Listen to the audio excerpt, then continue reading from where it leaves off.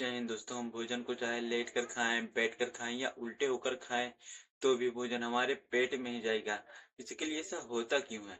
हमारे मुंह और पेट के बीच में एक फूड पाइप होती है, जिसे इसे फेगस या हिंदी में ग्रास नली कहते हैं, जिससे होकर भोजन हमारे पेट में जाता है।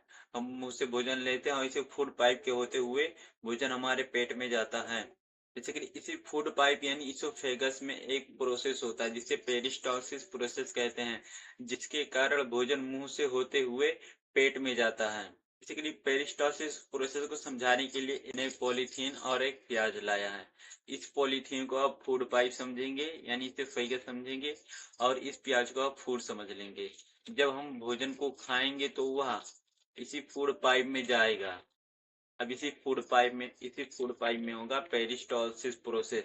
अब जैसे यहाँ पर फूड है और यहाँ पर इसके फूड के ऊपर सीधे दाब पड़ेगा, जिसके कारण फूड नीचे आएगा और ऊपर फिर दोबारा फूल जाएगा। फिर यही फूड के जस्ट ऊपर ही फिर एक दाब पड़ेगा, जिससे भोजन नीचे आएगा और फिर वापस यह यानी फूल जाएगा। यह प्रोसेस लगातार चलता रहेगा, जिसके कारण ऊपर फूलता रहेगा, फिर से भोजन हमारे पेट में चला जाएगा।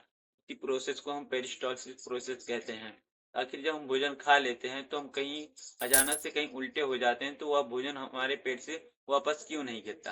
बेसिकली एक ऐसा इसी इसोफेगस और पेट के बीच में एक वाल्व होता है, जिसे कार्डियक स्फिंक्टर वाल्व कहते हैं, जिसके कारण वह भोजन हमारे पेट से वापस बाहर नहीं गिरता।